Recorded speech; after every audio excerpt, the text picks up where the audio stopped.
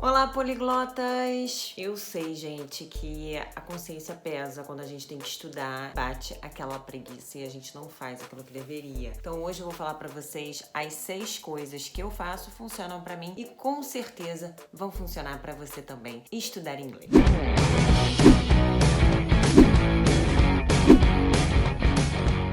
Bom, se você não me conhece, eu sou Clarice, sou especialista em aprendizado de idiomas e também tenho estudado idiomas nos últimos anos e hoje já falo 3 idiomas estrangeiros que eu estudei sozinha. E o que eu faço para não ficar com preguiça? Bom, primeiro de tudo, gente, é importante que você faça um plano de estudos. O que você vai fazer? É importante que você pegue um calendário, a matéria que você vai estudar, você precisa saber os pontos gramaticais que você vai estudar, sobre quais tipos de vocabulário. Você pega o material, um livro, um site, divida os capítulos, as lições num calendário. O que você vai fazer toda semana, o que você vai fazer num ano, o que você vai terminar num ano. É importante que você organize no seu calendário as tarefas que você tem para fazer. Primeiro de tudo, é isso que você vai fazer. A segunda coisa que é importante também que você faça, depois de já ter feito seu plano de estudos, você deve fazer um to-do list, uma lista do que fazer. Todos os dias é importante que você saiba o que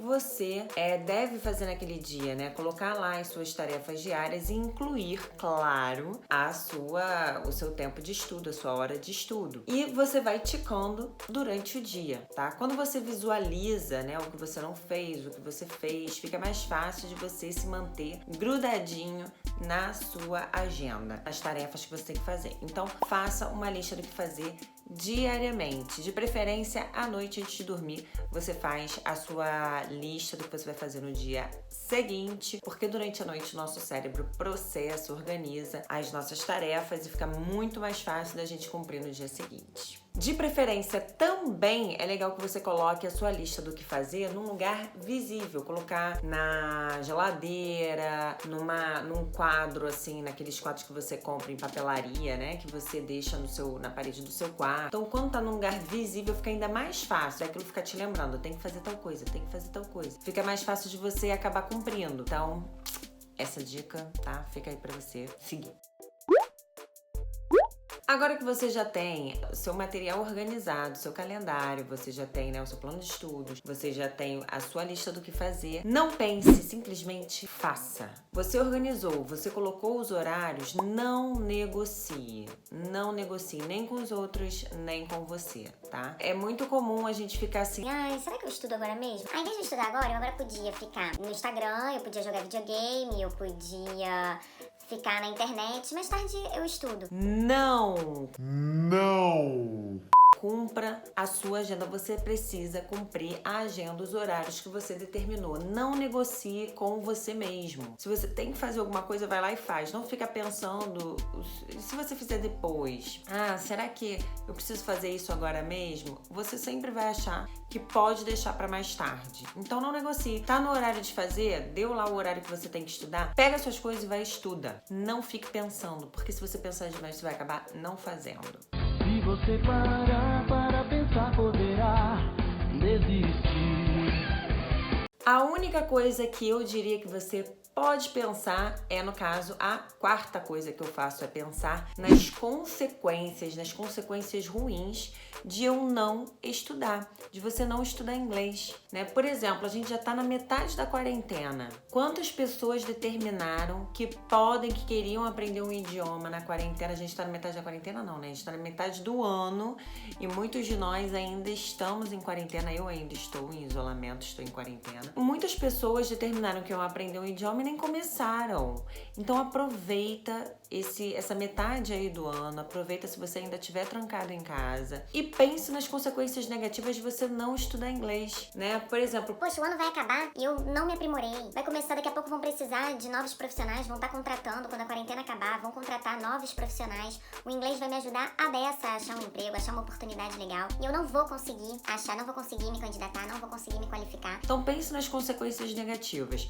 O que eu gosto de fazer muito é de falar para as pessoas, olha, por exemplo, eu agora estou estudando francês. Olha, eu estou estudando francês, eu quero ficar fluente até o final do ano, essa é a minha meta. Então é bom você compartilhar com outras pessoas o que você está pretendendo, quando você quer ficar fluente, quer aprender um idioma, as suas metas, porque isso também te faz ficar mais comprometido. Então pensar nas consequências, eu vou desapontar as pessoas. Isso também vai te ajudar a vencer a preguiça. Que bom, agora você já está estudando, você conseguiu vencer a preguiça para sentar na sua mesa.